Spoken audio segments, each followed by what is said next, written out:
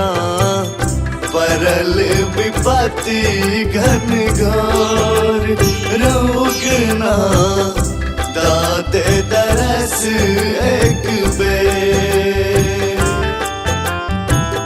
परल विपत्ति घन घोर।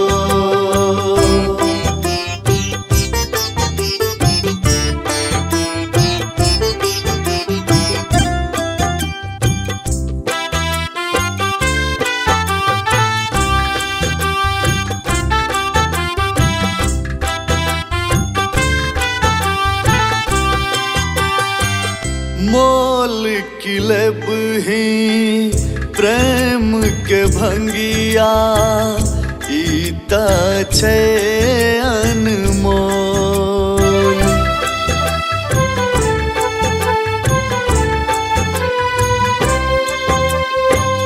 मोल किलब ही प्रेम के भंगिया ईता छे अनमोल।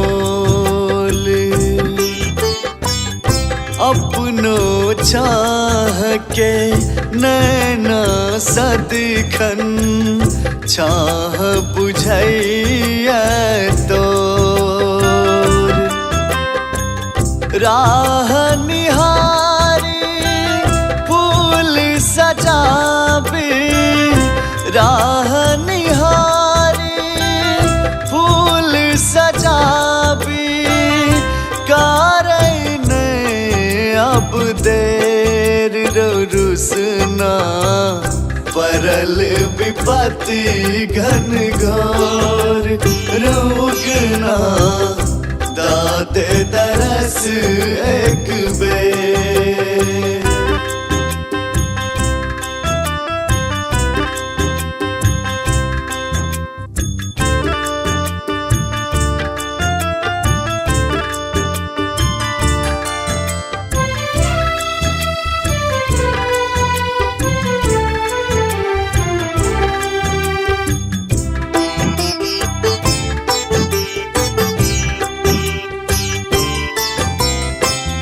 आप कखन धरी रहब प्यासल गेले कंठ सुखाय।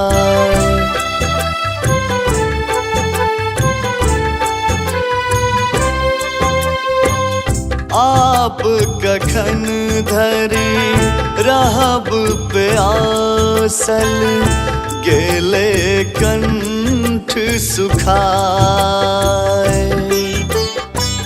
खोल जटा चल आचुर लाके देन कनियो पियाय। की भक्ति की भावना में डूबल की भक्ति की भावना में डूबल तोरा बिना ने लगे भोर रुसना परल विपत्ति घन घोर रोगना दाते तरस एक बेर।